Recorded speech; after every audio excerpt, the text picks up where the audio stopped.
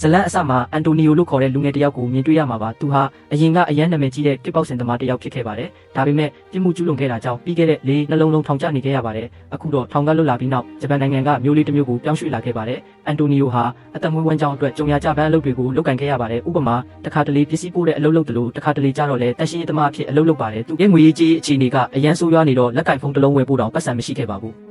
ူးအဲ့ဒီနောက်မှာတော့အန်တိုနီယိုဟာအဖိုးအိုတယောက်အရင်ကလုပ်ခဲ့တဲ့မြေအောက်ကားပါကင်တစ်ခုမှာအလုပ်ရသွားခဲ့ပါတယ်အဲ့ဒီအဖိုးအိုအလုပ်ထွက်သွားတဲ့အခါအန်တိုနီယိုကအဲ့ဒီနေရာမှာအစားဝင်လုပ်ခဲ့တာပါအဲ့ဒီမှာသူတိတ်အများကြီးလုပ်เสียမလိုပါဘူးအဝင်ထွက်လုပ်နေတဲ့ကားတွေကိုစောင့်ကြည့်ပေးဖို့ပဲဖြစ်ပါတယ်ဒါပေမဲ့သူ့ရဲ့ပထမဆုံးအလုပ်ဆင်းတဲ့နေ့မှာပဲကောင်မလေးတယောက်သူ့စီရောက်လာပါတယ်အဲ့ဒီကောင်မလေးကသူ့ကိုအရင်ကတည်းကရင်းနှီးနေတဲ့သူတယောက်လိုစကားတွေလာပြောနေပါတယ်ဒီအဖြစ်ပြက်ကြောင့်အန်တိုနီယိုတယောက်လုံးဝကြအောင်အန်ဖြစ်သွားပါတယ်ဒါပေမဲ့ကောင်မလေးကသူ့အိတ်ထဲကအစားအသောက်တချို့ကိုထုတ်ပြီးအန်တိုနီယိုကိုပေးကရင်းရင်းနှီးနှီးပဲစကားဆက်ပြောနေပါတယ်အဲ့ဒီခါကျမှဒီကောင်မလေးဟာမျက်မမြင်တယောက်ဖြစ်နေမှကျွန်တော်တို့သိလိုက်ရပါတယ်ဒါကြောင့်လည်းသူမမြင်ရတာပါပြီးတော့သူဟာဒီမှာအရင်ကလုပ်သွားတဲ့အဖိုးအိုနဲ့အရန်ခင်မင်းရင်းနှီးပါတယ်ဒါကြောင့်တစ်ခါတလေဒီကိုလာပြီးအဖိုးအိုနဲ့စကားလာပြောလို့ရှိတာပါဒါပေမဲ့အခုသူ့ရှိမှထိုင်နေတာအလုပ်ထွက်သွားတဲ့အဖိုးအိုမဟုတ်ပဲအန်တိုနီယိုဖြစ်နေတယ်ဆိုတာကိုကောင်မလေးကမသိရှာပါဘူးဒါကြောင့်သူကစကားတွေကိုမရက်မနာဆက်ပြောနေခဲ့ပါတယ်တိတ်မကြခင်မှာပဲသူ့ရှိမှရှိနေတာအဖိုးအိုမဟုတ်ပဲလူငယ်တယောက်ဖြစ်နေမှသူရိပ်မိသွားပါတယ်အချိန်တော်ကြာတိတ်ဆိတ်နေပြီးနောက်အန်တိုနီယိုကအဖိုးအိုအလုပ်ထွက်သွားပြီဖြစ်ကြောင်းနဲ့အခုသူအလုပ်ဝင်နေတာဖြစ်ကြောင်းကောင်မလေးကိုပြောပြလိုက်ပါတယ်ဒါကိုကြားတော့ကောင်မလေးကအစပိုင်းမှာလန့်သွားပေမဲ့အစားအသောက်တွေကိုလက်ခံပေးတဲ့အတွက်အန်တိုနီယိုကိုကျေးဇူးတင်စကားပြောခဲ့ပါတယ်ဒါပေမဲ့အန်တိုနီယိုကအစားအသောက်တွေကိုပြန်ပေးလိုက်ပါတယ်အဲ့ဒီအခါကောင်မလေးကအဖိုးအိုဒီမှာအလုပ်လုပ်တုန်းကသူ့တခါတလေလာပြီးအဖိုးအိုနဲ့စကားပြောရင်း TV အစီအစဉ်တွေအတူတူကြည့်လို့ရှိကြောင်းပြောပြပါတယ်အဲ့ဒီလိုနဲ့အဖိုးအိုနဲ့ခင်မင်ခဲ့တာဖြစ်ပါတယ်အခုအဖိုးအိုမရှိတော့တဲ့အတွက်ကောင်မလေးကအိမ်ပြန်ဖို့လုပ်ပေမဲ့ရုတ်တရက်မိုးရွာချလာတာကြောင့်အဲ့ဒီမှာပဲတောင်းတင်နေပါတော့တယ်အပြင်မှာမိုးရွာနေတာကြောင့်အန်တိုနီယိုကသူ့ကိုအထဲဝင်နေဖို့ပြောလိုက်ပါတယ်ကောင်မလေးအထဲဝင်လာပြီး TV အစီအစဉ်တစ်ခုကိုစကြည့်တဲ့အခါကောင်မလေးရဲ့အကြအာရုံစွမ်းရည်ကိုအန်တိုနီယိုအရန်အံ့ဩသွားပါတယ် TV အစီအစဉ်ပြီးသွားလို့ကောင်မလေးပြန်ခါနီးမှာအစားအသောက်တွေကိုအန်တိုနီယိုကိုပေးခဲ့ပြီးအပြင်ကအပင်လေးကိုရေလောင်းပေးဖို့မှသွားခဲ့ပါတယ်အဲ့ဒီနောက်အန်တိုနီယိုရေချိုးဖို့သွားပြီးအခန်းထဲပြန်ရောက်လာချိန်မှာဒီအခန်းကအရင်ကအဖိုးအိုနေသွားတဲ့အခန်းဖြစ်မှန်းသိလိုက်ရပါတယ်ဒါကြောင့်အခန်းချီနေကတော်တော်လေးဆိုးရနေပါတယ်အန်တိုနီယိုလည်းအခန်းကိုတေချာရှင်းလင်းလိုက်ပြီးကောင်မလေးပေးသွားတဲ့အစားအသောက်တွေကိုစားပါတော့တယ်နောက်တနေ့မနက်မှာကောင်မလေးနိုးလာပြီးဟင်းချက်ထမင်းစားနေတာကိုမြင်ရပါတယ်ဒီကောင်မလေးဟာတအိမ်လုံးမှာတယောက်တည်းနေထိုင်သူဖြစ်မှန်းသိရပါတယ်သူဟာမျက်စိမမြင်ရပေမဲ့ဒီအလုပ်တွေအားလုံးကိုကိုယ်တိုင်ပဲလုပ်ကင်နေပါတယ်သူဟာခုံးဆက်တဲ့တစ်ခုမှာအလုပ်လုပ်ပါတယ်တခါတလေဖောက်တဲ့တွေကဖုံးဆက်ပြီးအမျိုးမျိုးစိတ်နှောက်ယှက်ပေးတတ်ပေမဲ့သူ့မျက်နှာပေါ်ကအပြုံးတွေကတော့ဘယ်တော့မှပြောင်းမသွားခဲ့ပါဘူးဒါပေမဲ့သူ့ရဲ့သူထေကတော့တကယ်လူယုံမှကြီးပါသူကကောင်မလေးကိုနေမျိုးမျိုးနဲ့ထိပါနှောက်ယှက်ဖို့ကြိုးစားလေးရှိပါတယ်ဒါပေမဲ့ကောင်မလေးကအလုပ်ပြုတ်မှကြောက်တဲ့အတွက်ပဲသူ့ကိုမှမတိုင်ရဲခဲ့ပါဘူးတစ်ဖက်မှာတော့အန်တိုနီယိုဟာသူအရင်ကလက်ဝှေ့ကျင့်ခဲ့တဲ့ကလပ်ဟောင်းကိုသွားခဲ့ပါတယ်သူဟာပြစ်မှုကျူးလွန်ခဲ့မှုတာကြောင့်ကလပ်ကနေထုတ်ပယ်ခံထားရတာပါအခုသူကလပ်ကိုတောင်းပန်ဖို့ရောက်လာတဲ့အခါသူ့ရဲ့နီးပြကသူ့ကိုကလပ်ကိုမလာဖို့ချက်ချင်းပဲသတိပေးလိုက်ပါတယ်အဲ့ဒီနောက်သူ့ကိုကလပ်ပိုင်ရှင်စီခေါ်သွားပါတယ်အန်တိုနီယိုကသူ့ကိုတောင်းပန်ခဲ့ပေမဲ့ကလပ်ပိုင်ရှင်ကတော့သူ့ကိုကလပ်ထဲပြန်မဝင်ခိုင်းချင်ပါဘူးဒါပေမဲ့သူ့အမကိုတီးနားလဲနေပြီဖြစ်လို့နီးပြကခွင့်လွှတ်ပေးပြီးလက်ဝှေ့ကျိုးဝိုင်းနဲ့ဝင်ဖို့ပြောပါတယ်အန်တိုနီယိုကလုံးဝမဝင်ချင်ပါဘူးသူနည်းနည်းကြောက်နေပါတယ်အဲ့ဒီအချိန်မှာကလပ်ပိုင်ရှင်ကလက်ဝှေ့လက်အိတ်တွေနဲ့နောက်ကနေရောက်လာပြီးမင်းကြကိုဝိုင်းနဲ့ဝင်တာကိုငါလည်းကြည့်ကျင်တယ်လို့ပြောလိုက်ပါတယ်ဒါပေမဲ့အန်တိုနီယိုကလက်အိတ်တွေကိုပြန်ပေးလိုက်ပြီးကျွန်တော်တောင်းပန်ဖို့တက်လာတာပါလက်ဝှေ့လောကတဲ့ကိုပြန်မဝင်ချင်တော့ပါဘူးဒါကြောင့်လက်ဝှေ့လက်အိတ်တွေကိုလည်းမကန်ချင်တော့ပါဘူးလို့ပြောပြီးထွက်လာခဲ့ပါတယ်အဲ့ဒီကနေထွက်လာပြီးနောက်အန်တိုနီယိုကအများပြည်သူသုံးဖုံးရုံတစ်ခုကိုတွားပြီးမျိုးသမီးတစ်ယောက်စီဖုန်းဆက်ပါတယ်ဒီမျိုးသမီးကသူ့လွန်ခဲ့တဲ့အချိန်တုန်းကတတ်ခဲ့မိတဲ့လူရဲ့ဇနီးဖြစ်ပြီးအခုတောင်းပန်ဖို့ဖုန်းဆက်တာပါဒါပေမဲ့အမျိုးသမီးကရှင့်ကိုကျမခွင့်လွှတ်လိုက်ပါပြီဒါကြောင့်ဖုန်းခဏခဏဆက်ပြီးဒုက္ခမပေးပါနဲ့တော့လို့ပြက်ပြက်တသားပြောလိုက်ပါတယ်နောက်ပိုင်းညနေဘက်ကားပါခင်မှာအန်တိုနီယိုအလုပ်လုပ်နေတုန်းကောင်မလေးလမ်းလျှောက်လာတာကိုမြင်လိုက်ရပါတယ်ဒါကြောင့်အန်တိုနီယိုနည်းနည်းစိတ်ဝင်စားသွားပါတယ်ကောင်မလေးကြီးကိုလာဖို့လဲမျှော်လင့်နေခဲ့တာပါနောက်ဆုံးတော့ကောင်မလေးကတဲလေးစီရောက်လာပါတယ်ကောင်မလေးရဲ့အစားအသောက်တွေကအရန်ရတာရှိတဲ့အတွက်အန်တိုနီယိုကမနေ့ကထမင်းမှုအတွက်အရင်ဆုံးကျေးဇူးတင်စကားပြောလိုက်ပါတယ်အဲ့ဒီနောက်ကောင်မလေးကအနီးနားကအပင်ရဲ့ပန်းရနံ့ကိုရှူရှိုက်လိုက်ပြီးအပင်ကိုရေလောင်းထားမှန်းသိသွားပါတယ်ပြီးတော့သူတို့နှစ်ယောက်တဲတဲဝင်ပြီး TV အစီအစဉ်စကြည့်ကြတဲ့အခါကောင်မလေးကအနံ့တစ်မျိုးရလိုက်ပါတယ်ဒါကြောင့်ကောင်မလေးကပြတင်းပေါက်ဖွင့်ပေးဖို့ပြောပါတယ်အန်တိုနီယိုလေ့ကျင့်ခန်းလုပ်ထားလို့ချွေးနဲ့ထွက်နေတာဖြစ်မယ်လို့ကောင်မလေးကထင်နေတာပါဒါပေမဲ့အနှဲငယ်ကြတော့အဲ့ဒီအနံ့ကသူ့ဖက်နှက်စီကလာနေမှအန်တိုနီယိုသတိထားမိသွားပါတယ်ဒါကြောင့်သူပို့ပြီးနေရခတ်သွားပေမဲ့ဘာမှမပြောနိုင်ပဲဖက်နှက်ကိုဖွက်ထားလိုက်ရပါတယ်ပြီးတော့သူတို့ TV စီစဉ်ကြည့်နေတော့ကောင်မလေးက TV ထဲကမင်းသမီးအကြောင်းမေးပါတယ်ဒီမင်းသမီးကအရန်လာလို့မေးတဲ့အခါအန်တိုနီယိုကဟုတ်တယ်သူကအရန်လာတယ်ပြီးတော့မင်းလိုပဲနက်ကက်လေးဝတ်ထားတယ်လို့ဖြေလိုက်ပါတယ်အန်တိုနီယိုလိန်ပြောလိုက်တာဖြစ်ပေမဲ့ဒါကိုကြားတော့ကောင်မလေးအရန်ပျော်သွားပါတယ်အဲ့ဒီနောက်အန်တိုနီယိုကကောင်မလေးအတွက်အစားအသောက်တချို့ဝယ်ကျွေးပြီးသူတို့နှစ်ယောက်ပထမဆုံးအကြိမ်မိတ်ဆက်ကြပါတယ်ကောင်မလေးရဲ့နာမည်က Harry ဖြစ်ပြီးမပြန်ခင်မှာကောင်မလေးကနောက်ပတ်မှာကျမထပ်လာခဲ့မယ်လို့ပြောသွားပါတယ်ဒါကြောင့်အန်တိုနီယိုလည်းသူ့အတွက်တပတ်တီဆောက်မှုဆုံးဖြတ်လိုက်ပါတယ်အဲ့ဒီနောက် Harry အိမ်ပြန်ရောက်လို့ထမင်းစားနေတော့သူ့ရဲ့ရေချိုးခန်းပိုက်ပေါက်ပြီးရေချိုးခန်းချမ်းပြင်မှာရေရွှေရှန်နေတာကိုရုတ်တရက်သတိထားမိလိုက်ပါတယ်တကယ်တော့အဝစ်တစ်ခုပိုက်ထဲပိတ်တော့အားလို့ဒီပြဿနာဖြစ်ရတာပါရေချိုးခန်းထဲဝင်သွားပြီးနောက်သူချော်လဲသွားပြီးခြေထောက်ကိုအတော်လေးနာသွားခဲ့ပါတယ်နောက်တစ်ပတ်အန်တိုနီယိုအလုပ်လုပ်နေချိန်မှာကောင်မလေးရောက်လာဖို့ဆူတောင်းနေပါတော့တယ်နောက်ဆုံးတော့ကောင်မလေးရောက်လာပါတယ်ဒါပေမဲ့ရောက်ချင်းပဲအန်တိုနီယိုရဲ့ဖက်နှက်အစ်စ်ကိုကောင်မလေးသတိထားမိသွားပါတယ်အဲ့ဒီနောက်သူတို့နှစ်ယောက် TV အစီအစဉ်တစ်ခုကို စကြည့်ကြပါတယ် TV စီစဉ်ထဲမှာမင်းသမီးကမင်းသားကိုချစ်ခွင့်ပန်နေတာပါဒါကိုကြားတော့ကယ်ရီကမင်းသားအကြောင်းမေးပါတယ်မင်းသားကချောလားလို့မေးတဲ့အခါအန်တိုနီယိုကဟုတ်တယ်မင်းသားကချောတယ်ဒါပေမဲ့သူကမိမရှုပ်တယ်လို့ဖြေပါတယ်ဒါကိုကြားအားတော့ကယ်ရီကရိုးရိုးသားသားပြောပါရှင်ကောချောလားလို့မေးလိုက်ပါတယ်အဲ့ဒီအခါအန်တိုနီယိုလုံးဝကြောင်အန်ဖြစ်သွားပါတယ်ဘာလို့လဲဆိုတော့ဒါဟာယောက်ျားလေးအတော်များများဖြေရခက်တဲ့မေးခွန်းဖြစ်နေလို့ပါအန်တိုနီယိုကိုယ်တိုင်လည်းသူချောလားရုပ်ရည်အတင်းတင်ပဲလားဆိုတာမသိတဲ့အတွက်တိတ်တိတ်လေးပဲနေလိုက်ပါတယ်သူရုပ်မချောလို့သူတိတ်နေတာဆိုတာကိုကယ်ရီကလည်းနားလည်သွားပါတယ်ဒါကြောင့်ကယ်ရီကရပါတယ်လူတယောက်ရဲ့ရုပ်ရည်ထက်စိတ်ထားကပိုကောင်းတင်တာပေါ့လို့ပြောလိုက်ပါတယ်အဲ့ဒီလိုပြောပြီးကောင်မလေးထွက်သွားချိန်မှာတော့အန်တိုနီယိုကဒီကောင်မလေးကိုသူတဖြည်းဖြည်းချစ်မိနေပြီဆိုတာကိုသတိထားမိလိုက်ပါတယ်ဒါပေမဲ့ကယ်ရီလမ်းဖြတ်ကူဖို့စူးစမ်းရင်းကိုပိုင်ကားတစ်စီးနဲ့အနှဲငယ်တိုက်မိသွားပြီးလဲကျကဒဏ်ရာရသွားပါတယ်သူ့ခြေထောက်ကအယမ်းနာသွားခဲ့ပါတယ်ဒါကြောင့်အန်တိုနီယိုကကယ်ရီကိုအိမ်ပြန်ပို့ပေးပါတယ်ဘတ်စကားပေါ်မှာကယ်ရီကသူ့နာမည်ကိုမေးတော့အန်တိုနီယိုကနာမည်ကိုမပြောပြပါဘူးဘာလို့လဲဆိုတော့အင်္ဂလိပ်နာမည်ကိုကြားရင်ကောင်မလေးတလွဲထင်သွားမလားလို့သူတွေးမိလို့ပါဒါပေမဲ့ကောင်မလေးကโอเคကျမနားလဲပါတယ်ရှင်နာမည်မပြောချင်လဲရပါတယ်ရှင်ကိုအဖိုးကြီးဒါမှမဟုတ်ဦးလေးလိုပဲခေါ်ပါမဲဘာလို့လဲဆိုတော့ရှင်ကအသက်နည်းနည်းပိုကြီးမယ်ထင်လို့ပါလို့ပြောပါတယ်ဘတ်စကားပေါ်ကဆင်းပြီးနောက်ကောင်မလေးလမ်းမလျှောက်နိုင်တော့တဲ့အခါအန်တိုနီယိုကသူ့ကိုကြောပို့ဖို့ကြိုးစားပါတယ်ကောင်မလေးကကျမတိုက်ခန်းကအယမ်းမြင်နေတော့လေကားတွေတက်ရမှာလို့သတိပေးပေမဲ့အန်တိုနီယိုကအချစ်စိတ်ဝင်နေပြီဖြစ်လို့ဒါတွေကသူ့အတွက်ဘာမှမဖြစ်ပါဘူးကောင်မလေးကိုကြောပို့ပြီးလေကားတွေကိုဆက်တက်ပါတော့တယ်ကယ်ရီကိုအခန်းထဲပို့ပေးပြီးတဲ့အခါကယ်ရီကနောက်ထပ်အကူအညီတစ်ခုတောင်းပါတယ်ကျမရဲ့ရေချိုးခန်းထဲမှာရေရွှေရှမ်းနေတယ်ပိုက်တစ်ခုခုဖြစ်နေတာလားမသိဘူးနည်းနည်းလောက်ကူညီပေးလို့ရမလားလို့မေးပါတယ်အန်တိုနီယိုသူ့ရေချိုးခန်းကိုသွားစစ်ကြည့်တဲ့အခါပိုက်ထဲမှာအဝစ်တစ်ခုပိတ်နေတာကိုတွေ့လိုက်ရပါတယ်အဲ့ဒီအဝစ်ကိုဆွဲထုတ်လိုက်တဲ့အခါအဲ့ဒါကကောင်မလေးရဲ့အတွင်းခံပေါင်းပြီးဖြစ်နေမှန်းသိလိုက်ရပါတယ်ဒါကြောင့်သူတို့နှစ်ယောက်ကြားမှာအတော်လေးနေရာခက်တဲ့အခြေအနေတစ်ခုဖြစ်သွားပါတော့တယ်အခုအန်တိုနီယိုကူညီပေးခဲ့တဲ့အတွက်ကျေးဇူးဆက်တဲ့အနေနဲ့ကယ်ရီကသူ့ကိုဂီတဖျော်ဖြေပွဲလက်မှတ်တစ်စောင်ပေးပြီးတငယ်ချင်းတွေနဲ့အတူတွားပြော်လိုက်ပါလို့ပြောပါတယ်ဒါပေမဲ့အန်တိုနီယိုကလက်မှတ်ကိုကင်ပြီးဘာမှမပြောဘဲတိတ်လေးရက်နေပါတယ်ဒါကြောင့်အန်တိုနီယိုမှာတကယ်တော့တငယ်ချင်းမရှိဘူးဆိုတာကိုကယ်ရီနားလည်သွားပါတယ်သူကလည်းကယ်ရီလိုပဲအထီးကျန်နေတဲ့သူပါနောက်ဆုံးတော့ကယ်ရီကဒါဆိုလဲဖျော်ဖြေပွဲကိုအတူတူသွားကြတာပေါ့လို့ပြောလိုက်ပါတယ်ဖျော်ဖြေပွဲနေ့ရောက်တော့ကယ်ရီကအလှဆုံးပြင်ဆင်ထားပါတယ်ဒါပေမဲ့တခြားမိန်းကလေးတွေလိုပဲကယ်ရီလည်းအဝတ်စားရွေးရတာအတော်လေးဒုက္ခရောက်ခဲ့ပါတယ်နောက်ဆုံးနေ့ကျမှအဝတ်စားကိုလဲလိုက်ပါတယ်ဖျော်ဖြေပွဲကိုတေချာကြည့်ရှုခံစားပြီးနောက်သူတို့နှစ်ယောက်ညစာစားဖို့စားတောက်ဆိုင်တစ်ဆိုင်ကိုတွားကြပါတယ်အဲ့ဒီမှာကယ်ရီကအန်တိုနီယိုကိုကျမမိဘတွေတက်ရှိထင်ရှားရှိစဉ်ကဒီကိုခဏခဏလာလေးရှိတယ်လို့ပြောပြပါတယ်သူတို့စားတောက်နေတော့ကယ်ရီကိုပေါ်အစားတောက်တွေဖိတ်ကြသွားပါတယ်ပြီးတော့ကယ်ရီကသူ့ဘဝအကြောင်းကိုစပြောပြပါတယ်သူကကောလိပ်တုန်းကကျမကအမှုပညာရှင်တယောက်ပါရုပ်တုတွေထုလုပ်တဲ့ပတ်ပုဆရာတယောက်ပေါ်လို့ပြောပြပါတယ်အဲ့ဒီနောက်အန်တိုနီယိုရဲ့ဘဝအကြောင်းကိုမေးပါတယ်ဒါပေမဲ့အန်တိုနီယိုကဘာမှရေးရမဖြစ်ပါဘူးသူကကျွန်တော်ကပစ္စည်းပို့တဲ့ကောင်လေးပါလို့ပဲပြောပါတယ်ဒါပေမဲ့ကယ်ရီကသူ့ကိုအဖိုးကြီးဒါမှမဟုတ်ဦးလေးလို့ထင်ထားတဲ့အတွက်အိမ်တော်ရင်းနဲ့ကလေးတွေအကြောင်းမေးပါတယ်အန်တိုနီယိုကဒါကိုလည်းမဖြေပါဘူးဒါကြောင့်ကယ်ရီလည်းသူမေးလိုက်တာကရေစရာမကောင်းတဲ့နောက်ပြောင်မှုတစ်ခုများဖြစ်သွားလားလို့တွေးမိပြီးသူ့ကိုတောင်းပန်လိုက်ပါတယ်အဲ့ဒီအခါအန်တိုနီယိုကကယ်ရီကိုမင်းကငါ့ရဲ့အတိတ်အကြောင်းကိုဘာလို့ဒီလောက်တောင်စိတ်ဝင်စားနေရတာလဲလို့မေးပါတယ်ကယ်ရီကရှင်အကြောင်းကိုနည်းနည်းပိုသိချင်လို့ပါတခြားဘာရွေးချက်မှမရှိပါဘူးလို့ပြောပါတယ်ဒါပေမဲ့အန်တိုနီယိုကသူ့ကိုရိုင်းဆိုင်ပဲဆက်ဆံလိုက်ပါတယ်ဒါကြောင့်ကယ်ရီကအဲ့ဒီကနေထားလိုက်ပြီးအိမ်ပြန်သွားပါတယ်ဒါပေမဲ့ကယ်ရီမထွက်သွားခင်မှာအန်တိုနီယိုကသူ့အကြောင်းတွေအကုန်ပြောပြဖို့နောက်ဆုံးတော့ဆုံးဖြတ်လိုက်ပါတယ်သူကတကယ်တော့ငါနာမည်ကအန်တိုနီယိုပါအသက်က24နှစ်ပါငါရဲ့အလောက်ကတစ်ပေါက်စင်သမားတစ်ယောက်ပါဒါပေမဲ့ပြမှုတချို့ကျူးလွန်ခဲ့မိလို့ပြီးခဲ့တဲ့4နှစ်ကိုထောင်ထဲမှာကိုဆုံးခဲ့ရတယ်ဒါကြောင့်ငါမှတငယ်ချင်းတိတ်မရှိပါဘူးစကားလည်းကောင်းကောင်းမပြောတတ်ဘူးငါကအပေါင်းအသင်းနေတဲ့သူပါလို့ပြောပြပါတယ်ဒါပေမဲ့ကယ်ရီကသူ့ကိုစိတ်နှောက်ယှက်ပေးမိတဲ့အတွက်တောင်းပန်ပြီးသူ့ခန်းထဲကိုတန်းတန်းမတ်မတ်ဝင်သွားပါတော့တယ်နောက်တစ်နေ့ရုံးမှာကယ်ရီတထေးကကယ်ရီကိုသူ့ခန်းထဲခေါ်ပြီးလက်ဆောင်တစ်ခုပေးပါတယ်ဒါပေမဲ့ကယ်ရီကတိုက်ရိုက်ပဲညှင်းပယ်လိုက်ပါတယ်သူကတထေးကျမကိုဖျော်ဖြေပွဲလက်မှတ်ပေးပြီးပဲကျမတခြားလက်ဆောင်တွေမလိုချင်တော့ပါဘူးလို့ပြောပေမဲ့တထေးကလက်ဆောင်ကိုအတင်းပေးဖို့ကြိုးစားနေပါတယ်သူကအဲ့ဒီဘူးထဲမှာဈေးကြီးတဲ့ဆွဲကြိုးတကုံးမှအကြောင်းပြောပါတယ်တကယ်တော့သူကကယ်ရီကိုဖျားယောင်းပြီးဘလို့နီးနဲ့မဆိုအပြင်ထွက်ဖို့တဲကြိုးစားနေတာပါဒါမှလည်းကယ်ရီရဲ့မျက်မမြင်ဖြစ်နေတဲ့အပေါ်အခွင့်အရေးယူနိုင်မှာဖြစ်လို့ပါဒါပေမဲ့လက်ဆောင်ကိုအတင်းပေးဖို့ကြိုးစားနေတော့နောက်မိန်းကလေးတစ်ယောက်အခန်းထဲဝင်လာပြီးဖောက်တဲ့တစ်ယောက်ကနင့်ကိုအရေးတကြီးစကားပြောချင်နေတယ်လို့လာပြောပါတယ်ဒါကြောင့်ကယ်ရီလည်းအဲ့ဒီကနေအမြန်ထွက်လာခဲ့ပါတယ်တစ်ဖက်မှာတော့အန်တိုနီယိုဟာသူ့ရဲ့နီးပြဟောင်းနဲ့ကလပ်ပိုင်ရှင်စီလာတွေ့ပါတယ်သူတို့နှစ်ယောက်စလုံးကအန်တိုနီယိုကိုကစ်ပေါက်စင်လောကထဲပြန်ဝင်ဖို့တောင်းဆိုနေကြပါတယ်ဘာလို့လဲဆိုတော့သူ့နီးပြကသူ့ရဲ့တိုက်ခိုက်ရေးစွမ်းရည်တွေနဲ့သူပါဝင်ခဲ့မှုတဲ့တရားမဝင်မြေအောက်လက်ဝဲပွဲတွေကိုသဘောကျနေလို့ပါသူတို့ကအန်တိုနီယိုသာဒီလောကထဲပြန်ဝင်လာရင်ကြီးကျယ်တဲ့အောင်မြင်မှုတစ်ခုခုရနိုင်မယ်လို့ခံစားနေရပါတယ်ဒါကြောင့်သူ့ကိုထက်တလဲလဲတောင်းဆိုနေကြတာပါဒါပေမဲ့အန်တိုနီယိုကသူတို့ကိုပြက်ပြက်တသားပဲပြောလိုက်ပါတယ်လွန်ခဲ့တဲ့4နှစ်ကကျွန်တော်ဟာလူမိုက်ကိုင်းဝင်တစ်ယောက်ပါဂိုင်းတစ်ခုအတွက်အလုပ်လုပ်ပေးခဲ့ပြီးအဲ့ဒီဂိုင်းကိုဥဆောင်သူနာမည်ကဆူကူမို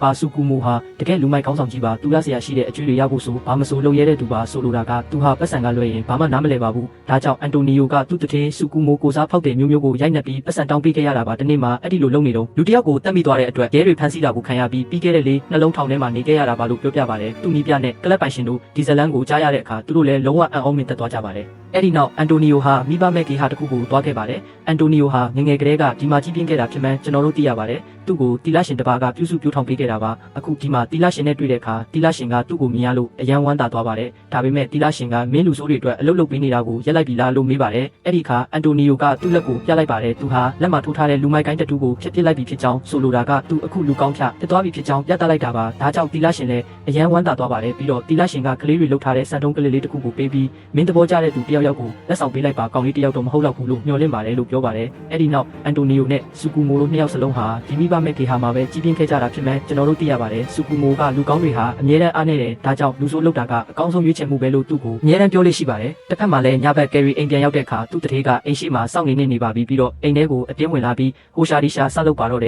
်ကယ်ရီကသူ့ပေးထားတဲ့လက်ဆောင်ကိုမဖွင့်ရသေးပါဘူးဒါကြောင့်တထေးကလက်ဆောင်ဘူးကိုဖွင့်ဆွဲကြိုးကိုကယ်ရီလည်းပင်မှာအတင်းစွပ်ပေးပြီးမဖွင့်မရဆက်ဆံဖို့ကြိုးစားပါတော့တယ်ရုံရင်ဆန်ခတ်ဖြစ်နေစဉ်ကယ်ရီချမ်းပြင်ပေါ်လဲကျသွားခြင်းအရေးပေါ်အချက်ပေးခေါင်းတောင်းကိုနှိပ်ဖို့ကြိုးစားပေမဲ့သူ့တထေးကကယ်ရီကိုဆွဲဖမ်းပြီးပြင်းပြင်းထန်ထန်ရိုက်နှက်ကအတင်းအထမပြုခြင်းဖို့ကြိုးစားပါတယ်ဒါပေမဲ့ကံကောင်းစွာနဲ့ပဲအန်တိုနီယိုရောက်လာပါတယ်တထေးဖြစ်သူကိုဒီအခြေအနေနဲ့မြင်လိုက်ရတာနဲ့တပြိုင်နက်အန်တိုနီယိုကသူ့ကိုဆွဲဖမ်းပြီးပြင်းပြင်းထန်ထန်ထိုးကြိတ်ပါတော့တယ်တထေးရဲ့လက်ချောင်းတစ်ချောင်းကိုချိုးပစ်လိုက်ပြီးဒီကောင်မလေးနဲ့အဝေးဆုံးမှနေဖို့တတိပေးလိုက်ပါတယ်ဒါကြောင့်တထေးလည်းသဘောတူပြီးအဲ့ဒီကနေအမြန်ထွက်ပြေးသွားပါတယ်ရန်ဖြစ်နေစဉ်မှာကယ်ရီကသူ့တထေးကိုလွှတ်ပေးဖို့အကြိမ်ကြိမ်ပြောခဲ့ပေမဲ့အန်တိုနီယိုကသူပြောတာကိုဘာမှနားမထောင်ခဲ့ပါဘူးတထေးထွက်သွားပြီးနောက်ကယ်ရီကအန်တိုနီယိုကိုရှင်းပါလို့တထေးကိုထိုးလိုက်ရတာလဲအခုတော့ကျမအလုပ်ပြုတ်တော့မှာပဲလို့ပြောပါတယ်ဒါပေမဲ့အန်တိုနီယိုကမင်းဒီလိုနေရာမျိုးမှာအလုပ်လုပ်เสียမလိုပါဘူးလို့ပြန်ပြောပါတယ်ကယ်ရီကမျက်မမြင်တယောက်အလုပ်ရဖို့ဘယ်လောက်ခက်ခဲတယ်ဆိုတာရှင်းနားလည်မှာမဟုတ်ပါဘူးလို့ပြောပါတယ်ဒါကိုကြတော့အန်တိုနီယိုအရန်စိတ်ထိခိုက်သွားပါတယ်ဒါကြောင့်သူကကယ်ရီရဲ့ဈေးဆက်ကအားလုံးကိုတာဝန်ယူဖို့ဆုံးဖြတ်လိုက်ပါတယ်အန်တိုနီယိုအလုပ်ပြန်ဆင်းတဲ့အခါကယ်ရီရဲ့အခြေအနေဘယ်လောက်ဆိုးရွားနေလဲဆိုတာကိုတွေးနေမိတဲ့အတွက်ကယ်ရီအကြောင်းကြီးပဲသူကောင်းနေရောက်နေပါတ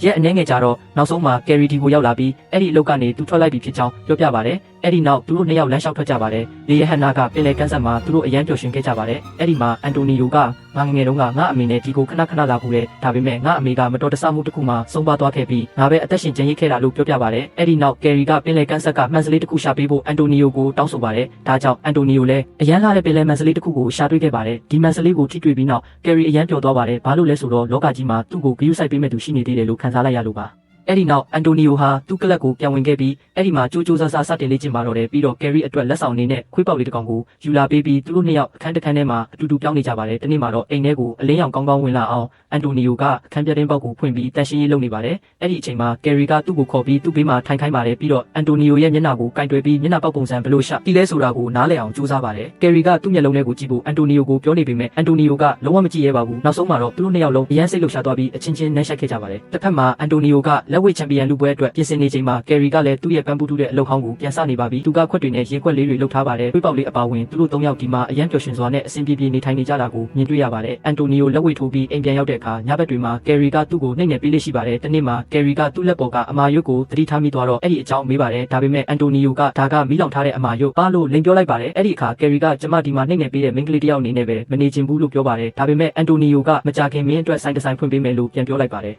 ချန်ပီယံပြိုင်ပွဲရဲ့ပထမဆုံးပွဲစဉ်စတင်တဲ့အခါအန်တိုနီယိုကဒီပွဲကိုအလွယ်တကူပဲအနိုင်ရသွားပါတယ်ဒါပေမဲ့သူ့ရဲ့ငယ်တငယ်ချင်းဖြစ်တယ်လို့အကြီးမားဆုံးရန်သူလည်းဖြစ်တဲ့ဆူကူမိုသူ့ကိုစောင့်နေမှန်းသူမသိခဲ့ပါဘူးဆူကူမိုကအန်တိုနီယိုနဲ့တွေ့ချင်းပဲသူ့နီးပြကိုစော်ကားပါတော့တယ်ဒါပေမဲ့အန်တိုနီယိုကဘာရန်ပွဲမှမဖြစ်ချင်တာကြောင့်သူ့နီးပြကိုစိတ်အေးထားဖို့ပြောလိုက်ပါတယ်နောက်တစ်နေ့မှာတော့ကယ်ရီကအန်တိုနီယိုကိုသူ့မိဘတွေရဲ့တင်ချိုင်းကိုခေါ်သွားပါတယ်အဲ့ဒီမှာကယ်ရီကသူ့ကိုတကယ်တော့လွန်ခဲ့တဲ့၄နှစ်ကကျမရင်မောင်းနိုင်စင်ရတော့မိဘတွေနဲ့အတူကားမောင်းထွက်ခဲ့ကြတယ်အဲ့ဒီအချိန်မှာမီးလောင်နေတဲ့လူတစ်ယောက်အဆောက်အုံပေါ်ကနေပြုတ်ကျလာတာကိုကျမမြင်လိုက်ရတယ်ဒါကြောင့်ကျမအာယုံလဲသွားပြီးရင်တိုက်မှုဖြစ်ခဲ့တာအဲ့ဒီအချိန်ကစပြီးကျမမျက်စိမမြင်ရတော့တာပဲကျမမိဘတွေလည်းအဲ့ဒီမတော်တဆမှုမှာပဲဆုံးပါသွားခဲ့တယ်လို့ပြောပြပါတယ်ဒီစကားကိုကြားတော့တိုနီယိုလုံးဝအံ့ဩမြင်တက်သွားပါတယ်တင်ချိုင်းကူပေါ်ကနေဆွဲကိုမြင်လိုက်ရတဲ့အခါဒါဟာသူ့တငယ်ချင်းဆူကူမိုရဲ့ခိုင်းစေချက်အရာဖောက်တဲ့တယောက်ကိုသူအရှင်လက်လက်မိရှုတက်ခဲ့တဲ့နေ့ဖြစ်နေမှန်သူသိလိုက်ရပါတယ်ဒီအကြောင်းတွေအားလုံးကိုသိပြီးနောက်မှာတော့အန်တိုနီယိုဟာသူ့ကိုယ်သူအပြစ်တင်ပါတော့တယ်သူ့ကြောင့်သာကယ်ရီမျက်စိကွယ်ခဲ့ရပြီးကယ်ရီမိဘတွေတည်ဆုံးခဲ့ရတယ်လို့သူတွေးမိပါတယ်ဒါကြောင့်သူ့စိတ်တွေလုံးဝကြေကွဲသွားခဲ့ပါတယ်ဒီလောက်ခက်ခဲတဲ့အမှန်တရားအတွက်သူဘယ်တော့မှပြင်ဆင်မထားခဲ့တဲ့အတွက်ဘာလို့ရမှန်းမသိဖြစ်နေပါတယ်ဘာပဲဖြစ်ဖြစ်ရက်အနေငယ်ကြတော့ကယ်ရီဟင်းချက်နေတော့မျက်လုံးကအရန်နာကျင်လာတာကိုရုတ်တရက်ခံစားလိုက်ရပါတယ်တစ်ဖက်မှာတော့အန်တိုနီယိုကဆူကူမိုနဲ့လာတွေ့ပြီးဆူကူမိုကတရားမဝင်မြေအောက်လက်ဝဲပွဲထိုးဖို့ကမ်းလှမ်းပါတယ်အဲ့ဒီပွဲကိုသာအနိုင်ရရင်သူပတ်စံအများကြီးရနိုင်ပေမဲ့သူကတိုက်ရိုက်ပဲညင်းပယ်ပြီးကားပေါ်ကနေဆင်းသွားပါတယ်အိမ်ပြန်ရောက်တဲ့အခါကယ်ရီကိုဘယ်နေရာမှရှာမတွေ့ပါဘူ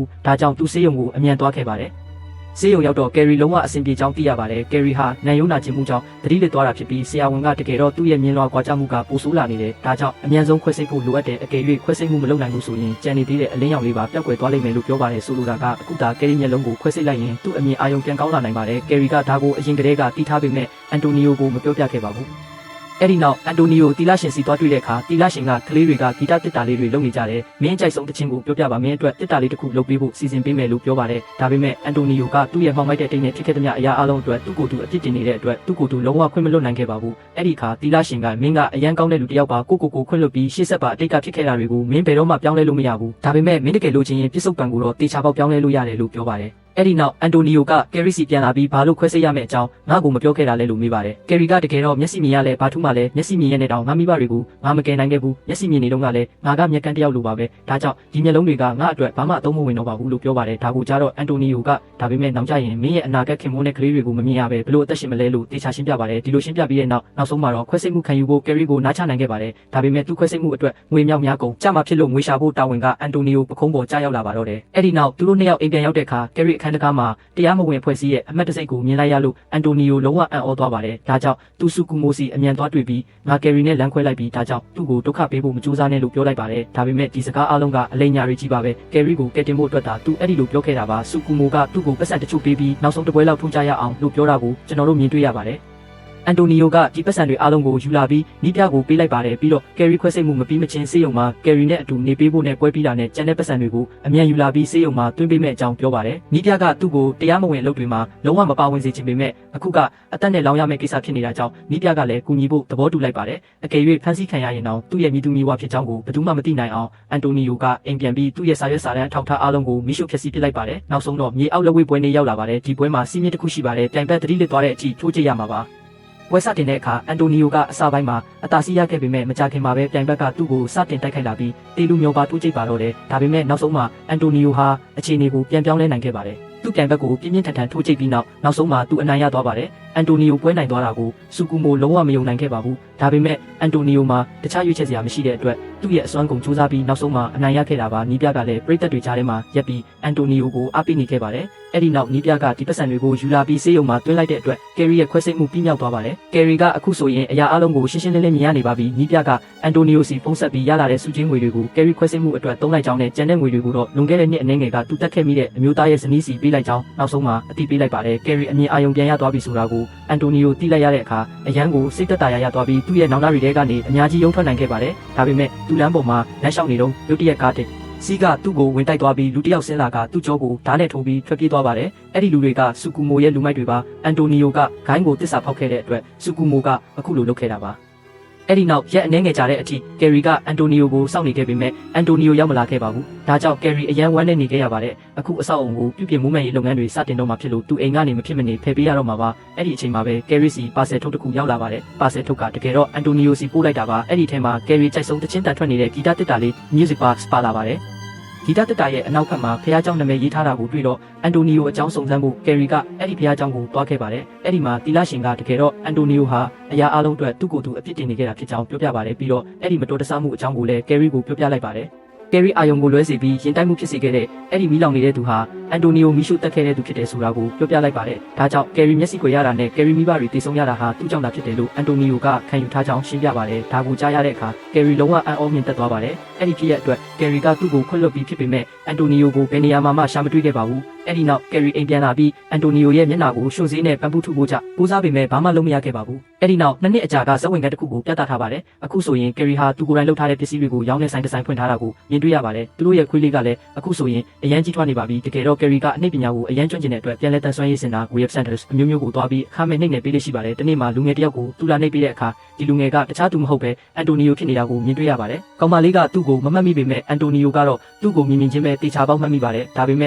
့သူကတိတ်တိတ်လေးပဲလဲနေပါတယ်ဒါကြောင့်ကောင်မလေးကတိတ်တိတ်မထားမိပါဘူးကောင်မလေးသူ့ကိုနှိပ်နယ်ပေးဖို့ကြိုးစားတဲ့အခါတစုံတစ်ခုထူးဆန်းနေတယ်လို့ခံစားလိုက်ရပါတယ်ဒီခန္ဓာကိုယ်ကိုအရင်ကသူတိကျွမ်းခဲ့ဘူးတယ်လို့ခံစားနေရတာပါဒါပေမဲ့ကတင်ပေးမှာတခြားနာမည်တစ်ခုရေးထားတာကိုတွေးလိုက်ရတဲ့အခါသူတိတ်တိတ်လေးပဲအဲ့ဒီကနေထွက်သွားခဲ့ပါတယ်အဲ့ဒီနောက်အန်တိုနီယိုနည်းနည်းနေကောင်းလာတဲ့အခါအဲ့ဒီဆိုင်ရှိကိုလမ်းလျှောက်လာခဲ့ပါတယ်သူ့နာမည်ပေးထားတဲ့ဆိုင်ကိုမြင်လိုက်ရတဲ့အခါသူလုံးဝအံ့ဩသွားပါတယ်အထက်ဝင်သွားတော့သူတို့ရဲ့ပစ္စည်းတွေအားလုံးဆိုင်ထဲမှာရှိနေတာကိုတွေ့လိုက်ရပါတယ်တန်လွင်မင်းလေးဒီရတက်တာလေးတို့ကိုမြင်လိုက်ရတဲ့အခါကယ်ရီနဲ့အတူကုန်ဆုံးခဲ့တဲ့အချိန်တွေကိုသတိရပြီးသူငိုပါတော့တယ်ဒါပေမဲ့ဆိုင်ကနေတန်လွင်မင်းလေးတပင်ဝယ်ပြီးအဲ့ဒီကနေထွက်လာခဲ့ပါတယ်ဒါပေမဲ့လမ်းပေါ်မှာရုတ်တရက်သူတို့ရဲ့ခွေးလေးကသူ့စီပြေးလာပြီးသူ့ကိုကြမ်းပြတင်ပေါ်လဲချလိုက်ပါတယ်ကယ်ရီအဲ့ဒီကိုပြေးလာပြီးရှင်စေးရုံကတယောက်မလားရှင်ကိုအိမ်ပြန်ပို့ပေးပါရစေလို့ပြောပါတယ်ဒါပေမဲ့အန်တိုနီယိုကသူ့ကိုဘာမှမပြောဘဲအဲ့ဒီကနေအမြန်ထွက်သွားဖို့ကြိုးစားပါတယ်အဲ့ဒီနောက်ကယ်ရီသူ့ဆိုင်ကိုပြန်ရောက်တဲ့အခါ အခါအယောင်ဆိုင်ရေးမလေးကအရန်ထူဆန်းတဲ့ဖောက်တဲ့တယောက်ခုလေးတင်လာသွားကြောင်းပြောပြပါတယ်ဒီဂီတတစ်တာလေးကိုမြင်ပြီးသူငိုသွားတယ်လို့ပြောပြပါတယ်ဒါကိုကြားတော့ခုနကသူတွေ့ခဲ့တဲ့သူဟာအန်တိုနီယိုကလွယ်ပြီးတခြားသူမဖြစ်နိုင်ဘူးဆိုတာကိုကယ်ရီတေချာနားလည်သွားပါတယ်ဒါကြောင့်သူအန်တိုနီယိုကိုလိုက်ရှာဖို့ပြေးထွက်သွားပါတယ်။ဒါပေမဲ့အန်တိုနီယိုကိုဘယ်နေရာမှရှာမတွေ့ခဲ့ပါဘူး။အန်တိုနီယိုကအဲ့ဒီကနေထွက်သွားခဲ့ပါပြီ။အဆုံးသတ်မှာတော့အန်တိုနီယိုဟာပင်လယ်ကမ်းစပ်မှာရပ်ပြီးငိုနေတာကိုမြင်တွေ့ရပြီးသူ့လက်ထဲမှာအဲ့ဒီပင်လယ်မန်စလေးကိုကင်ထားပါတယ်။တိတ်မကြခင်မှာပဲကယ်ရီလည်းအဲ့ဒီကိုရောက်လာပါတယ်။နောက်ဆုံးမှာတော့တယောက်ကိုတယောက်မြင်တွေ့ရပြီးနောက်သူတို့နှစ်ယောက်လုံးအရန်ကိုဝမ်းသာမျက်ရည်ကျခဲ့ကြပါတော့တယ်။